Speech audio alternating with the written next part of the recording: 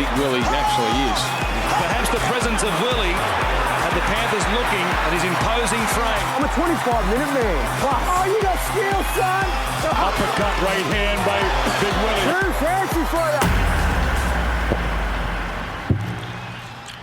you. Welcome to episode number 9 of The Take. You're right over there with your microphone and... Yeah, I'm good. All right, good. I'm good. Okay, that's good. It looks like I'm doing something. I'm not even looking at anything. Well, it's a heap of words. We're back. You've done a lot of research. We're back on the couch again. I like being on this couch. Yeah, it's comfy. It's relaxing.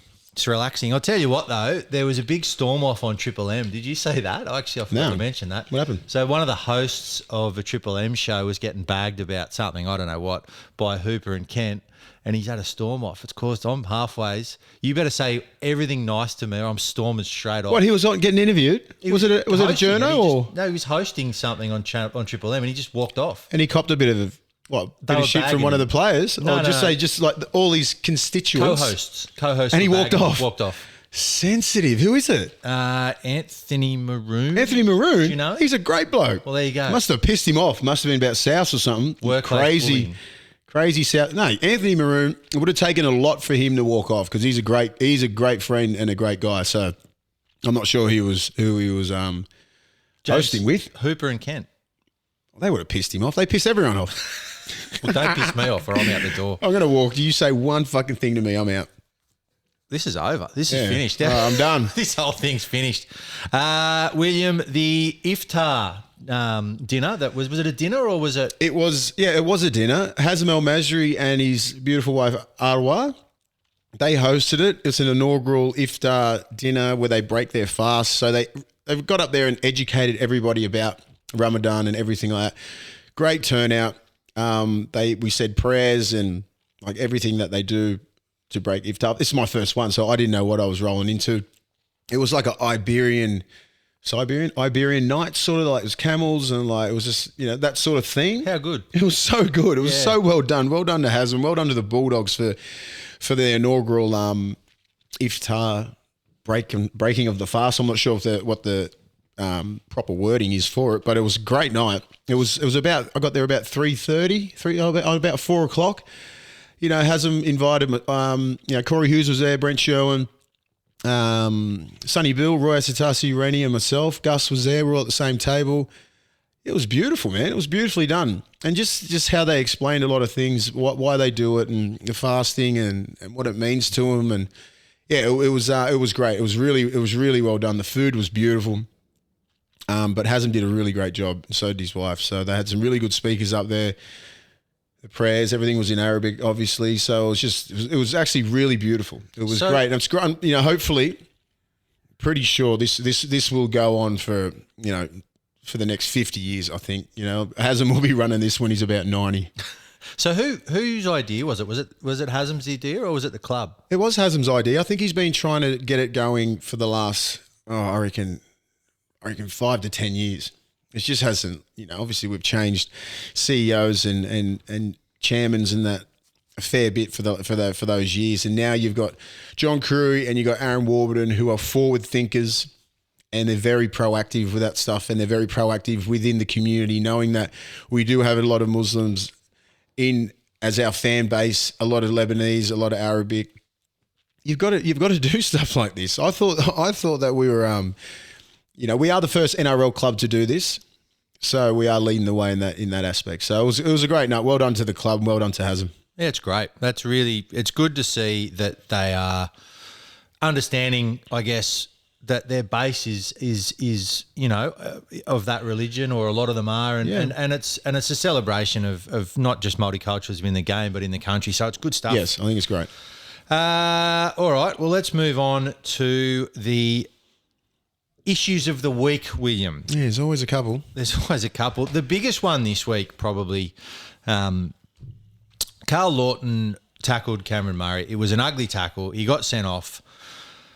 Then it's moved past should he have been sent off or should he have not been sent off. Everybody's got their say about it. I think the biggest issue for me is that watching a bloke in a position like that where he's vulnerable and there's nothing he can do, and he's in a position where we've just had Nathan Stapleton, and I don't know if that was actually a spear tackle or not, but neck injuries, you were obviously playing in the game with Alex McKinnon. I don't care if a bloke comes flying out of the line and elbows a bloke straight in the face, but, I mean, I do care. But this, for me, has got to be rubbed out of the game. So if we've got to a position where blokes are going to understand that if you lift someone, either one or two things happens. You get sent off or you break a bloke's neck and it goes. I don't have a problem with it. Neither do I. I think what everyone needs to understand is everybody is entitled to their own opinion.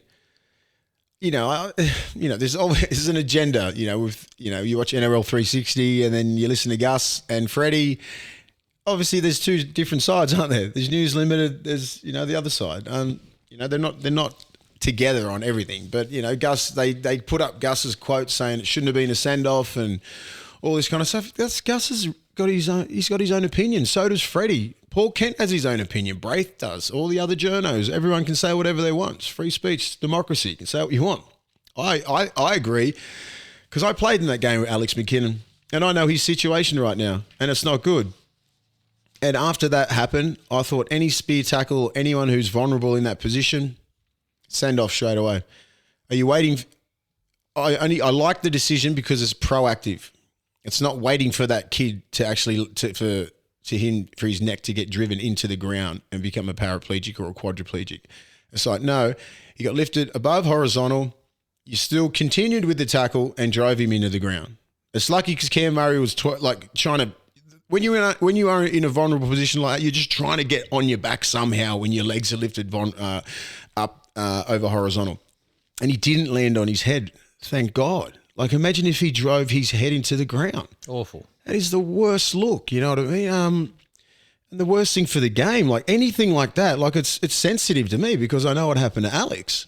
From a technical perspective, Will, they talk about lifting tackles. Now, there's an argument about momentum, and if it's very rare for a tackler to go in and for the momentum of the ball runner to get a bloke in a position where he's going to go horizontal anyway. So there has to be some upwards force from the defender for that to happen. It cannot, like people talk about momentum, but there has to be intent to get the player up off the ground. I've been in positions like that where I've lifted a bloke over the horizontal and I've just let go. Yeah. Because if I drove further into the ground, it's going to end up like that. I don't want to get sent off. And if you do it, if you get in that position, and I'm pretty sure Karl Lawton will learn from this, he'll never do it again.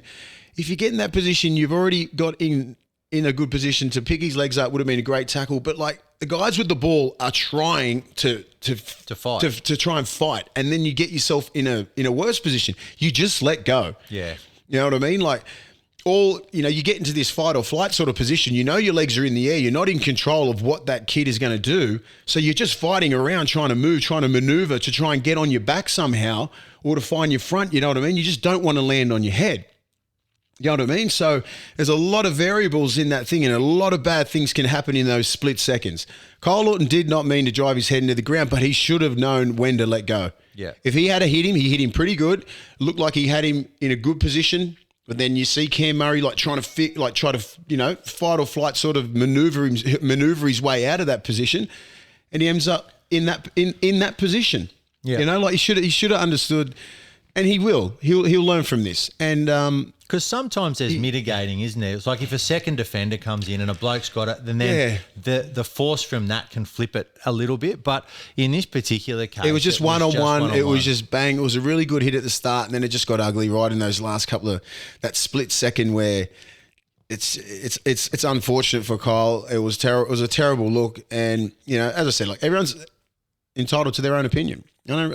This is my opinion. He should have got sent because I don't think it's a good look for the game if they let that slide even for 10 minutes. I mean, a lot of the opinions were like, now it's 12-13, Souths are going to win. That's what it's about. It's not about ratings and that. Who cares, man? This worst case scenario, I look at the worst case scenario. The worst case scenario is Alex McKinnon. Yeah. And young Stapleton a couple of weeks ago. That's the worst case scenario. And you never want that ever to happen in our game again. That was traumatizing for all of us that played and everyone who was involved in that game and in that tackle. It doesn't go away. And when I saw that, I'm like, at least the referees were proactive. We don't want that in the game. Done. Send off. Sends a message all through the NRL. Nobody, even if you are in that position, a lot of players will be backing out of it. You know what I'm saying? Yeah, like yeah, a lot of people, a lot of players will be like, "Oh shit, yeah, we're not doing that." No point lifting. No point lifting unless it's like a 2-man tackle. That's about it. 1-man tackle doesn't work out that well. The other thing as well that annoyed me a little bit was hearing people say, "Oh, he only got sent off because Daniel Tupou," like as if the referee's sitting there in that split second, they're in the heat of a game, there's things happening everywhere, and they go, "You know what, I better send this bloke off because Tupou slapped a bloke in the face last week and we didn't do anything about it and we got hammered." It's just ridiculous. They are unrelated incidents. They're completely different tackles, and everybody's got to stop looking for conspiracy theories. There is no conspiracy theories. It was a dangerous tackle and he got sent. I'm not sure what the repercussions are. How long did he get suspended for? I think it's tonight. I think he goes to the judiciaries tonight, I think. He's probably going to get 4 to 6. Yeah, he will. And I mean, I think he's probably prepared for that, to be honest. But unfortunate. We don't want that in our game. But it's happened. So I'm glad the referees have taken care of it. Very, very proactive, thinking about the game, the image of the game. You're looking at young kids. You got to understand the ripple effect they can have. Young kids are sitting at home going, "Fuck, I wanted to play rugby league. Now I don't." Yeah, I don't want to get dumped on my head. Do you know what I mean? Like, this sucks. Something that will bring the kids back to the game again is Kalyn Ponga's post-match interviews. I love them.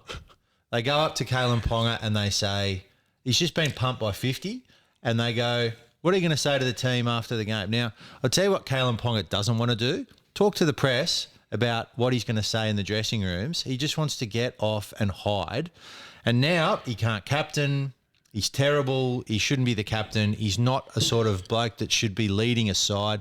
What a heap of horse shit. Again, leave him alone. I could not believe that.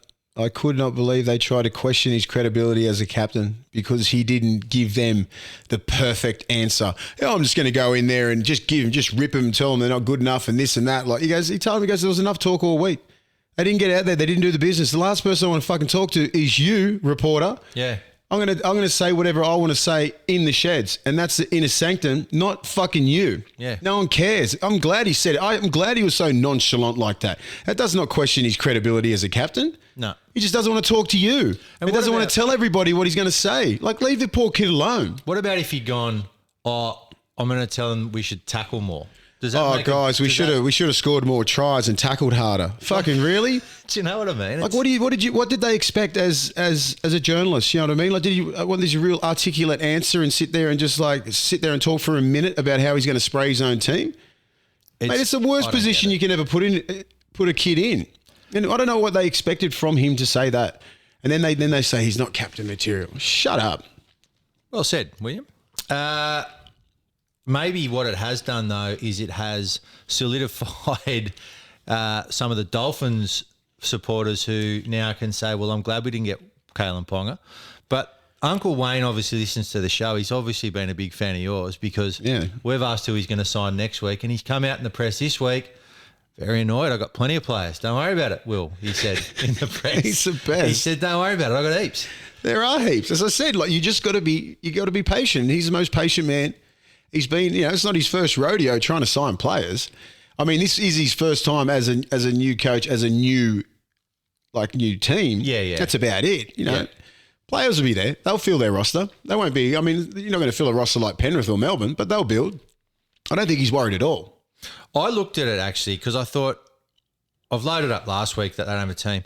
They've got the two Bromwiches and Kafusi and Tom Gilbert. So they've got the makings of a good forward pack. They'll get Milford, I think. They've got the kid from South, the prop there. Yeah, Mark Nichols. Yeah, Nichols will do a job. So they've got, like, people talk about Dad's Army. He only needs 1 year, really, where he's competitive. And then he's got Munster, he's got Reece Walsh, he's got all these people coming off contract in 2024, David Fafita, who, let's be honest, he's not having a great time at the Titans. You got to understand what Wayne's trying to do, and he's very particular about, especially in a new franchise. Do you think he's going to pick players that are from bottom four teams? Not really. No. He wants players that are from the best system. Guess who he's got? Two Bromwich brothers and a Kafusi. Yeah. Like they've been in a system for the last 10 years, grand finals, played for Australia, played for the Kiwis, set that culture down from Melbourne. They don't know anything but win. So he's trying to grab the players from great systems. Yep. So they can set that culture because it's very important at the start. You know, when they're going to sit there and what we believe in and all what's our culture about, you know, all those things what you said at the start of a year and any NRL team, let alone a new franchise. So you want players that have been in great teams and great cultures. Hence why you're hunting a lot of Melbourne players. Yeah, that's right. You know what I mean? Like if they get a Munster, even if they can jag a couple more players that have been involved in any Melbourne sort of systems and even Penrith systems. They got a young kid from Penrith as well. You want those kids. You don't want players that have been in bottom 4 teams for the last 5 or 6 years. Yeah. You won't. He just won't take them because you come from a losing pedigree. Bulldogs are safe then. Uncle Wade. I don't know. The checkbook out. But I mean, they got Payne Haas coming off contract in a year or two. Yeah. You know, David Fifita, Reece Walsh, as you said, like they're all off contract. You know, 2024 could be like if they can get through the next 12 months in that first year, and I think they're not going to win the comp. There's no question they're going to win the comp. But if they can build, and all you need is 2 good years out of the Bromwich brothers and Kafusi and get themselves set up so that then you can start to build your own.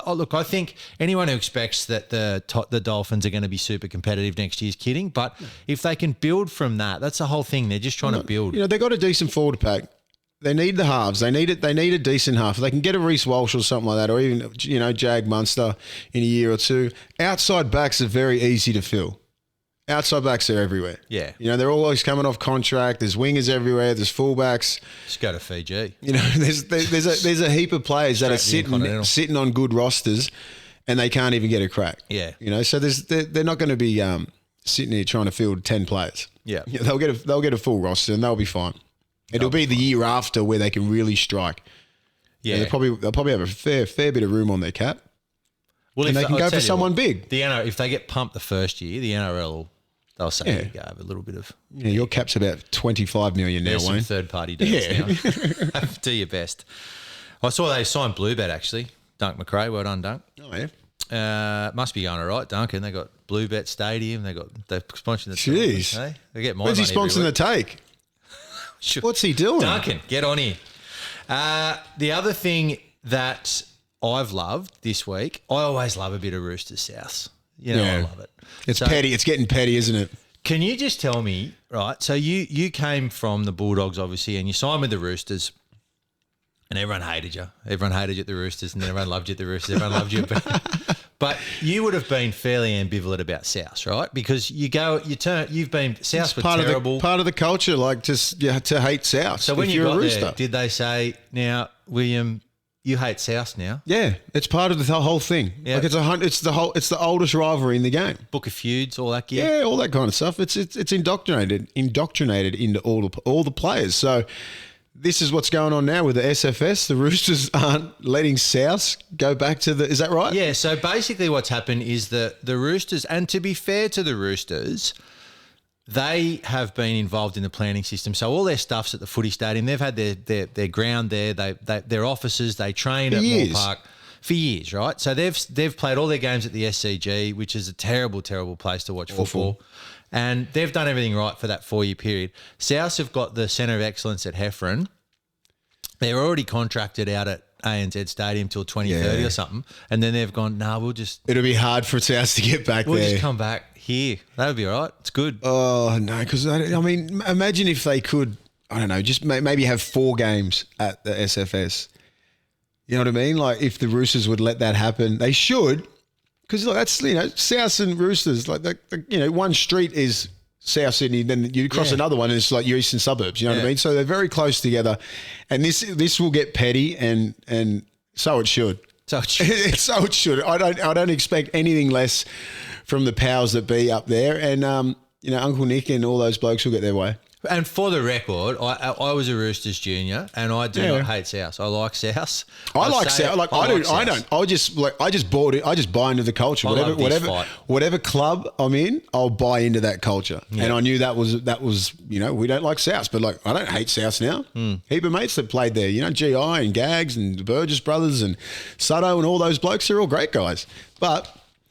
It goes two ways. Yeah. South hate Roosters. I think probably more than the Roosters hate South. Yeah.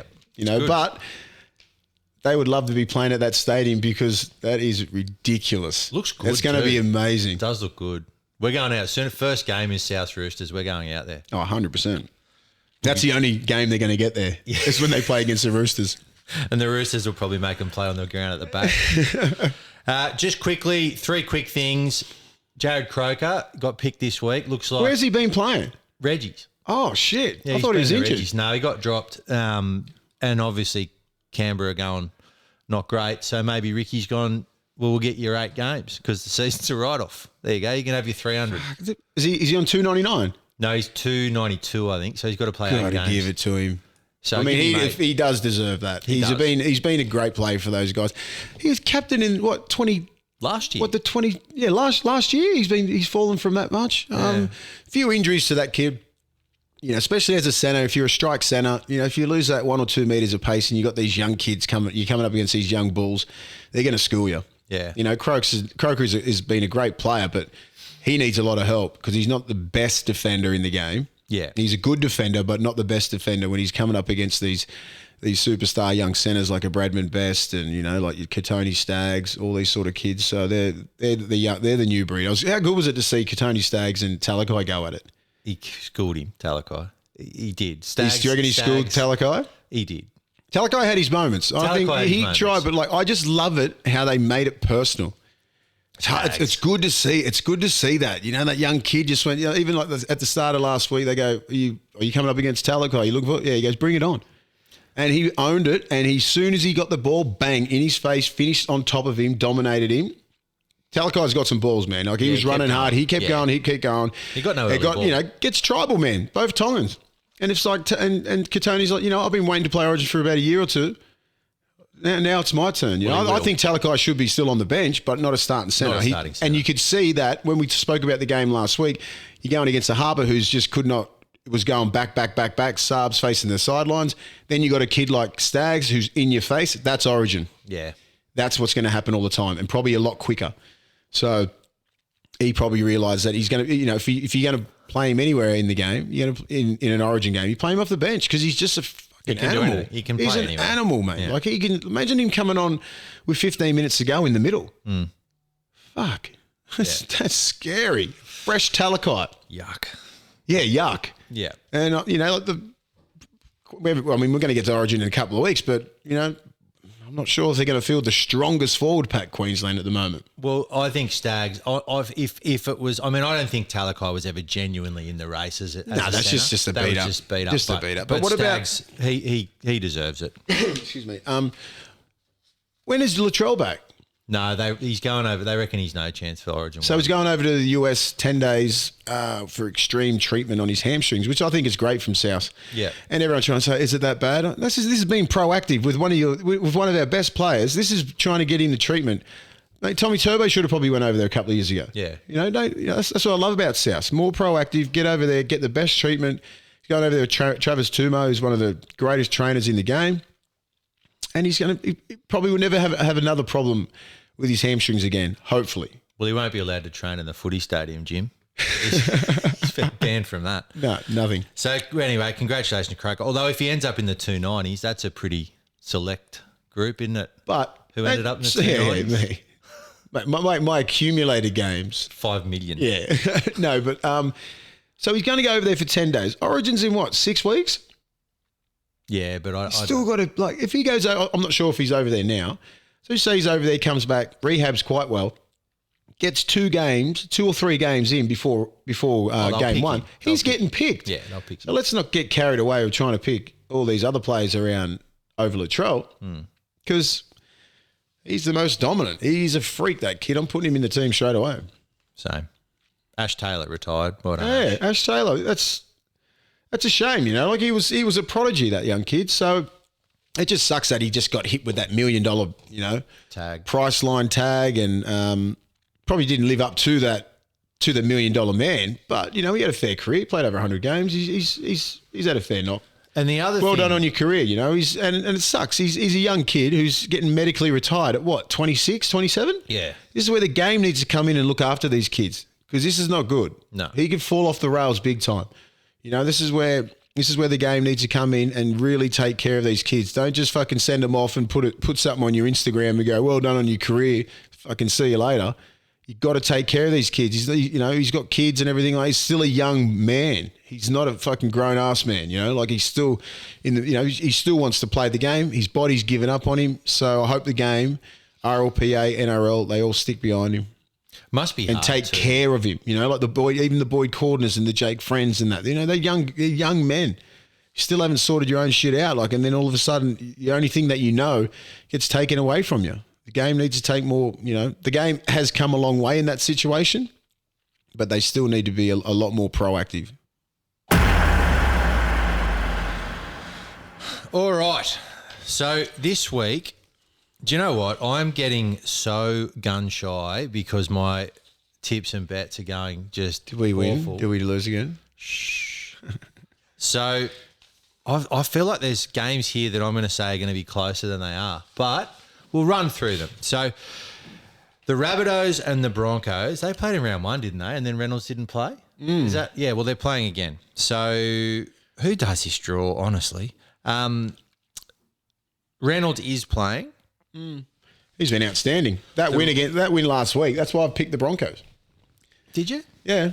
That win last week, he was outstanding. Katoni was outstanding. Their forwards were great. Payne Haas has been probably the best forward in the world at the moment. They're playing really well. They're going to miss They Payne are. Haas, though. Is he out? He's out for a week with, that shoulder. You could tell that he was struggling with it, but he's out. Pat Carrigan's come back in to replace him. He's been good, Pat Carrigan. He's another person who's off contract. Yeah. So, yeah, that sucks. Oh, well, I should change my... No, you can't now. Can I not? No, yeah, you can. Yeah, I'm changing it. I'm changing it. I'll allow it. Because I'm going to go for South. Yeah. I thought Payne was going to play, so it's good that they're giving him a rest.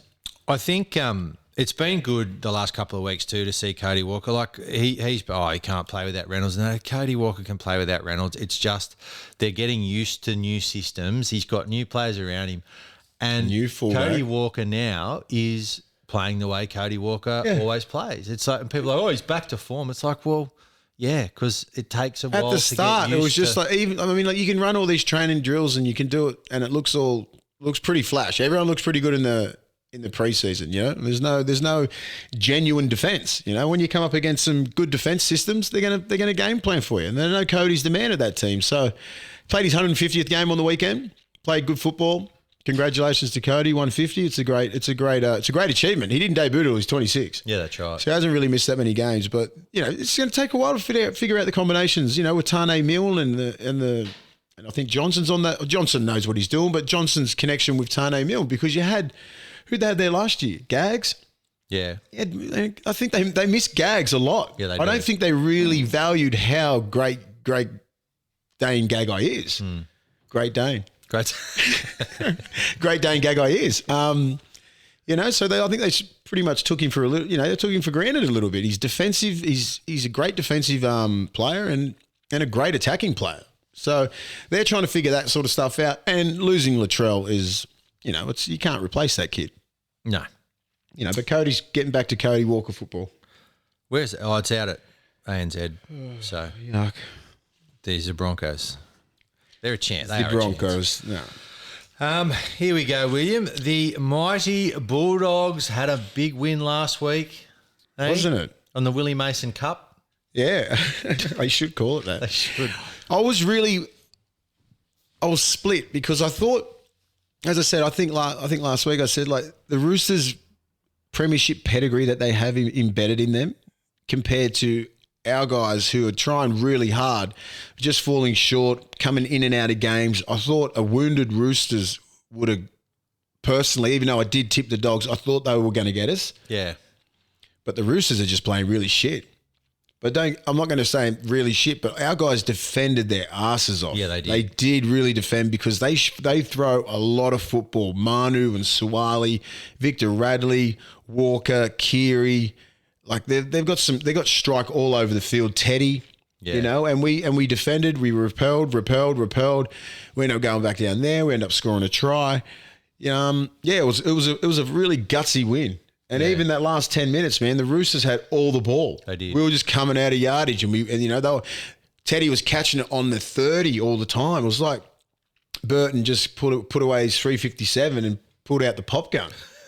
You know what I mean? It was just like kept landing on the 30, and then they were getting to our 40, and then they were all the time in an attacking kick. Yeah. So we're on the back foot. So defensively, our boys are outstanding. I was so proud of them. I was just happy for the club. Happy for Baz, no pressure for the week, and everyone just hammering him all the time. It was a really great win. I was happy for that 17 that played, and the coaching staff. Yeah, it was good. They really deserve that. And I think maybe you look at the top 8. I mean, if you come in, like, what is it? 8th is on 8 points. It's 2 games away. Yeah, that's right. If we can beat Canberra, take the Knights out, beat the Tigers, then everyone will just get right off your back. You're sitting on 10 points, and it's all good. Canberra are, I don't know, they're dangerous. They are. Well, they 20-0 up against the Warriors. Do you know what I keep waiting for? Ricky Stewart is going to choke someone out.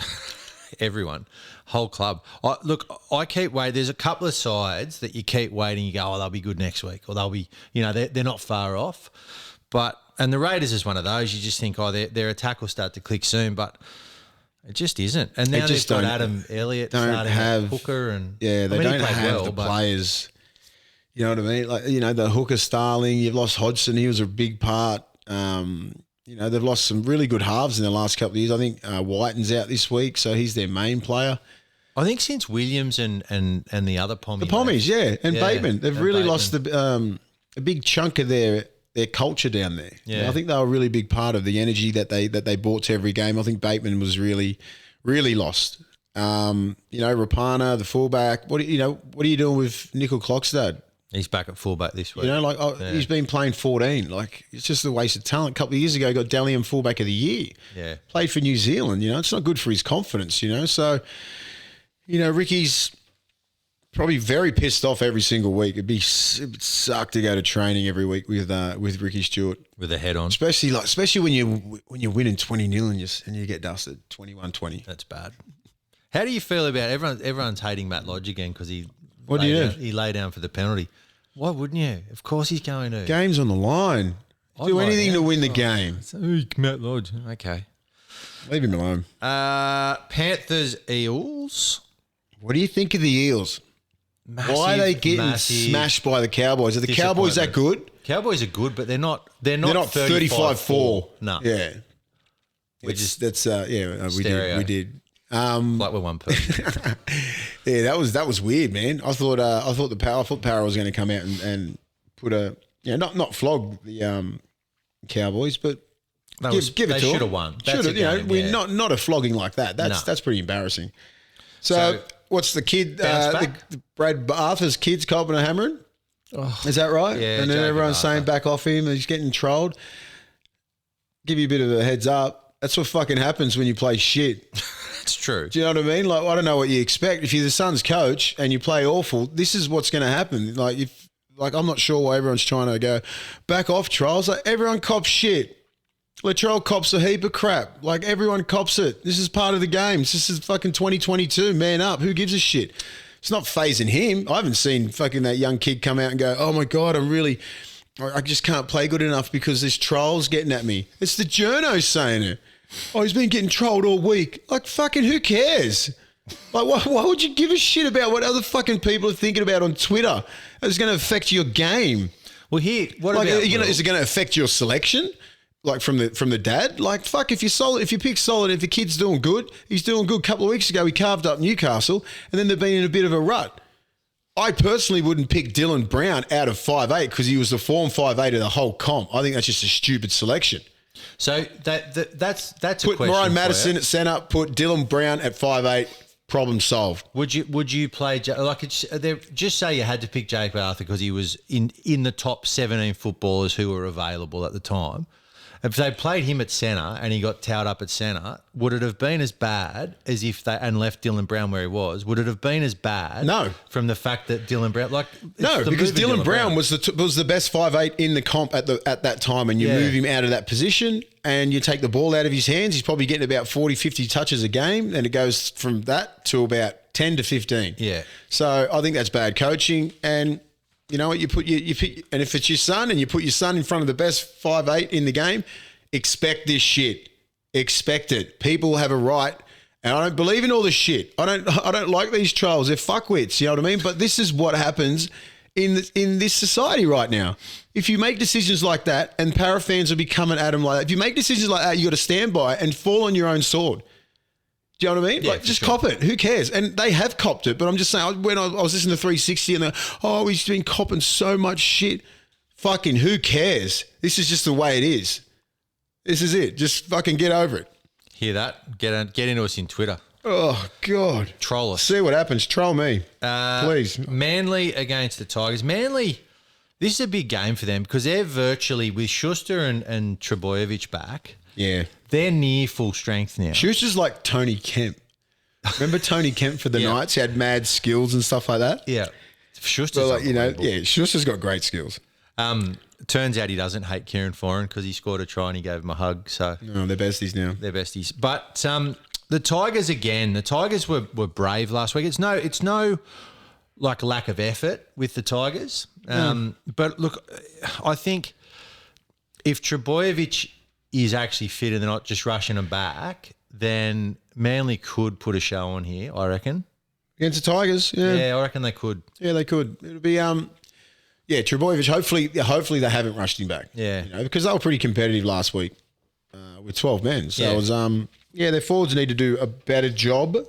Tigers forward pack, I still rate. I think Hastings is going really well. I think Brooks is playing good. Too. Yeah, they got some good players back. So I'm not sure who I back there. I got the Eagles, so they'll win because I always get them all right. You're right, the Roosters and the Titans. This is two of the biggest busted asses in the comp at the moment. They're just the Roosters just misfire every week, and you go, they'll be right next week, and then they aren't. And the Titans now with no Fafita, who's probably faking an injury just to not have to play anymore. Just don't want to fucking play for you. He's like, this is awful. I've been in the centres on the bench. Yeah, like, centres, where am I playing bench, this week, coach? Fullback? Put me at fullback, please. Jeez. My knee. I hyperextended. It is at home. Yeah, I think the Roosters can't lose 3 in a row, can they? What is BB Print Stadium? Brookvale? No, it's at what? Mackay? BB Print. Fuck, it's going to be hot up there. Who's naming these grounds? What's a BB Print, honestly? God, sounds like a printing company. Probably is. Owned by a bloke called BB. Bruce Bowen. Ben Buckley. The Roosters will win that. It's a stinker of a game. The Cowboys and the Knights, poor old Knights, they do have a lot of injuries. Like, I know they're getting pumped every week. Who? Frizzell, Fitzgibbon, what's his name? Fitzgibbon, yeah. Kurt Mann. Heimel Hunt, Gagai, someone else. It's a fair, like. It's one of the sides. So they've still got both Saifidis and Clemmer. Yep. Yeah, they shouldn't be getting monstered in the middle there. Saifidi's been poor this year. Yeah, he's probably going to lose his origin spot. He will have to. To be honest. I mean, I don't think he should, but I know what New South Wales selectors are like. I don't think he should, but they've been pretty poor in the middle. They got a decent pack. Newcastle. They should not be getting beat by 50. How good's the Cowboys going? No, fuck, I love them. They're awesome. They're playing some good football, man. Yeah, playing some good footy. Ruben Cotter, I love him. What are they coming? They're in the top. They're coming third. Yeah. Just keep winning. They just keep winning. It's great. I'm so happy for him. I'm so happy for Todd Payton. He was absolutely getting roasted last year. He's the worst coach in the world. Him and Taumalolo were fighting in the streets. Him and Taumalolo now having just one-on-one fights out in front of Mad Cow. Just jelly wrestling. Just fucking jelly wrestling. Apparently. Allegedly. Yeah. Allegedly. The Storm and the... What about the Storm? They're just... What is it, like 130 points in 2 weeks? They scored 8.6 billion points in 2 weeks, officially.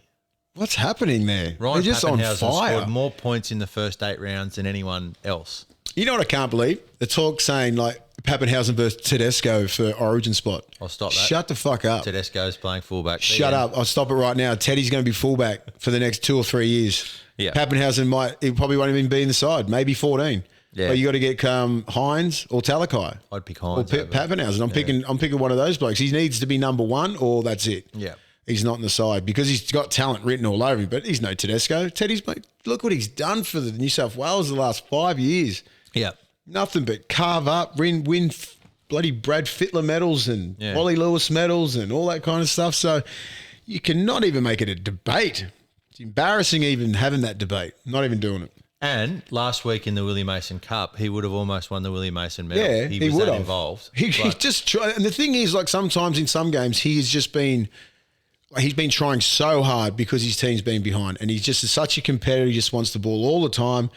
And it just sucks that they're even trying to put Pappenhausen and Tedesco. That doesn't even go in the same sentence. Where are the Dragons coming on that little table you've put up there? 10th, equal, but it's equal 8th.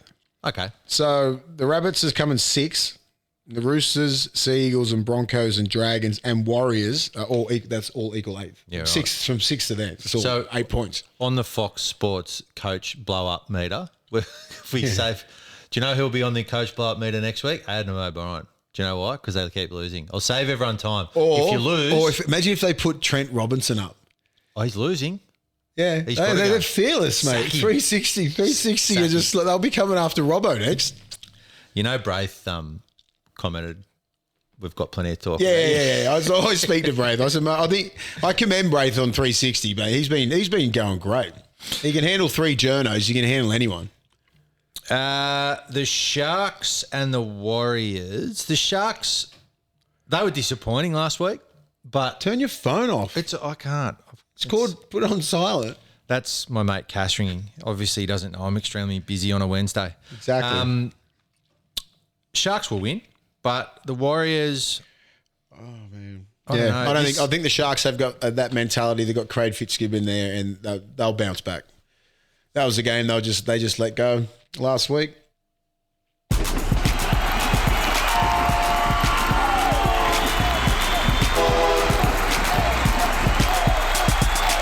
Willie's Big Boys. My big boys have been killing it this week. It's unbelievable. They just, I don't know, every single week there's always some big guy that's just going out there and just absolutely smashing stats to bits. And I'll go the other way. I'll give it 1 vote to Aiden Fanua-Blake simply because he's been outstanding. He's got that. He's had hard to tackle. Like he's just doing like I think 17, 18 hit ups, about 180, 90 meters, 26 tackles. Like his efficiency is so good. Always finds his front. Gets his team on the front foot all the time. Him and Lodge, they're 2 of the best props in the game. When they're going all right, you cannot blame the front rowers for the Warriors when they lose. So he's got 1 point. Big Tom Burgess, 2 points. He was outstanding on the week. And that try that he scored, like just flat-footed, and just monstered everyone. You know what I mean? Like he Big George in the grand final. Yeah, he's just, mate, those guys are so big and powerful. I think people underestimate how powerful they are. So that first impact that he has, he's got his elbows up. So if you don't get that good contact on him straight away, that leg drive that he has is, mate, it's fucking unstoppable. So it's the same as George, the same as Sam. Like Sam was Sam's the best player out of all of them, but like these twins have been outstanding. So he scored that try that pretty much sealed it. Just before, I think, was that after Cam Murray scored or before? Do you know what? I'm not sure. Who cares? Anyway, he ran for like 160, 70 metres, so he did a great game. 3 points. My big boy all the time, Jason Taumalolo. I mean, just say if we did this in 2014, 15, 16, so he would have got Willie's big boys points. every single year for like 4 or 5 years. That's how dominant he was. He's getting back to that form. And what I love about Taumalolo, I think people get a little bit twisted when they look at stats and front rows. You know, if you make 140, 150 metres, I look at if you take kickoffs and if you take dropouts, you get an automatic 20 metres. Taumalolo doesn't do that because no one kicks to him.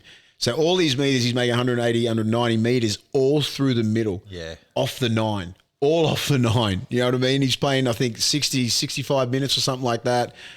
Involvement, like I think about 32 tackles. He's around about 90% effective tackler. But like where he makes his metres, totally different than most other front rowers.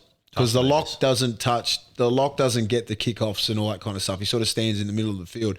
So he's always getting the ball on the 3rd or 4th. So when he makes metres, he makes metres. He's not taking I'm not saying taking any credibility off like guys who take kickoffs and dropouts because they're hard runs as well, but they automatically give you those 20, 25 metres straight away. If they drop it out 60 metres and you run 30 metres to get into contact, that's 30 metres run. It's a 30-metre run. So it's a little bit, people get a little bit twisted on those little stats. So they're Willie's big boys for the week. So they're all killing it. Leaderboard at the moment. Got Campbell Gillard still on 8. Talakai and Taumalolo on 6. Junior Paulo, Payne Haas on 5.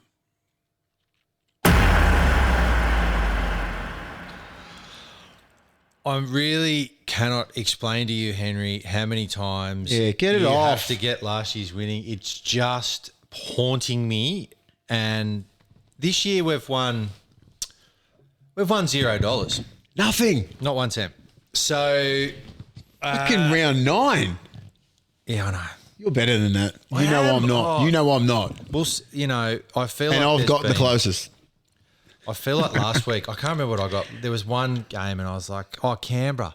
Oh, well, Cronulla would have ruined everything too. I was home for that. But anyway, so this week I have gone Roosters to cover the start, and I've lost all confidence, I'll be honest. Yeah, Roosters to cover the start, Sharks to cover the start, and the Broncos with the start. So that, I don't know. I would like to say I'm confident, but I'm not anymore. Read them all out, please. Your bet is the Raiders and Bulldogs under 39.5, which is probably, that's a good bet. That's solid. Neither side's that good. Yeah, I thought about points. just the attacking that they've been doing. They haven't been scoring that many points, so, that's what I thought. You thought? That's what I thought. That's what he thought. Yep. That's what he thought. And then the Roosters head-to-head. Then Taylor May anytime try scorers, because that's what ATS stands for, Will. Mm-hmm. And Nick Meaney, who has been scoring a lot of tries anytime try scorers. That's actually a good bet. Yeah. My bets are boring. He was pretty confident. I mean, I was confident when I figured it all out today. Yeah. And it's Bobby amazing. Malia, my man. Thank you. And Bobby's obviously got 27 different accounts. He does. Sportsbet tab. He's got issues. They keep He's coming got through. issues. He does. If Who doesn't? But Bobby, he wouldn't be my friend if he didn't have issues. he wouldn't be in the gang at all. Not at all. A lot of issues on this couch. Although I'm not drinking at the moment because my liver gave You up. are off the piss? Off the piss. I'll give you a month. I think you should be off the piss for a month. 2 weeks. All right, we're off for 2 weeks. 2 weeks. When 2 I'm up weeks. at Magic Round, I might have a beer When's that? next week. But I didn't That's have 2 a beer weeks. last week, so it'll be that's 3 2 weeks. Yeah, that's fine. It'll be 3 weeks for me. Since my birthday, I haven't had a beer. We've still got to go out for your birthday. Yeah, I'm waiting. We were supposed to go Thursday and then I got my liver results. What did the producer do? Bulldogs, Sharks, Seagulls, and Christian Tuipulotu.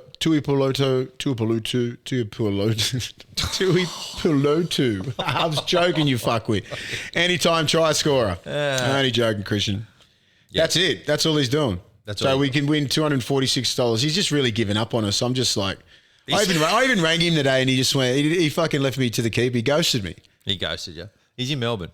I don't care. Just say what's up. Ring me. I love you. All right, we're going to go for our tips now. I've changed mine.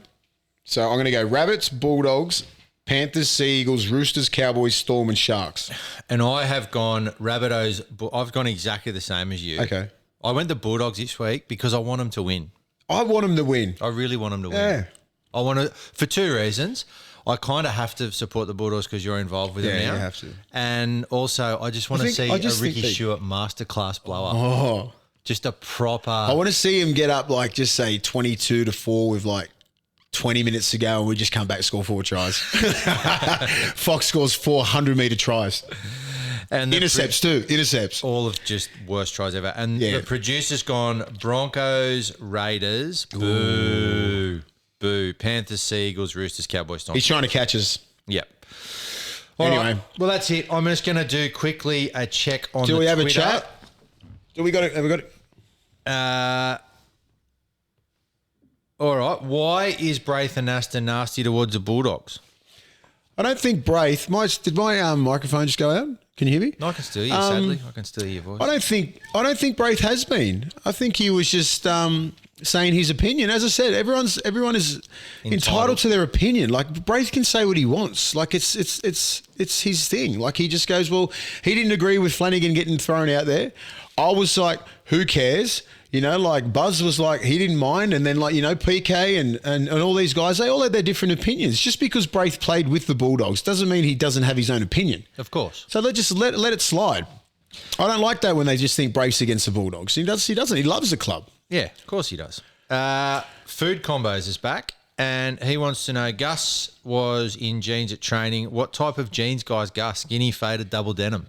Gus is like probably one of the trendiest blokes that you'll ever meet. So I'm pretty sure they're fitted. They'd be fitted. Pretty fitted G-Star jeans, you know, maybe, yeah, I don't know. Like, yeah, I don't look at Gus's jeans that often. But yeah, he's a stylish human, asks anyone. Yeah. That's a joke too. What size? Proper joke. Jogger jeans. You love jogger jeans. All Where do you get your jeans from anyway? I get mate, mine from G-Star, man. You can make your own jeans online. Can you? 100%. Fit around you, like your quad, your legs, everything. It's the best. You need to get Anna onto it. I need flares because of the calf muscles. And your flares, yeah. Get your Ric Flairs on. Anyway. That concludes the episode for this week. MasonsTake.com. Get on the website. Get on the website. It's a good website. Ask some questions. We'll be tweeting all weekend because we're all off the piss. Yeah, we are. Yeah. I am. All right. Get involved. See ya. They'll be following Willie more and more. Back in the NRL is Willie Mason. I've forgotten how big Willie actually is.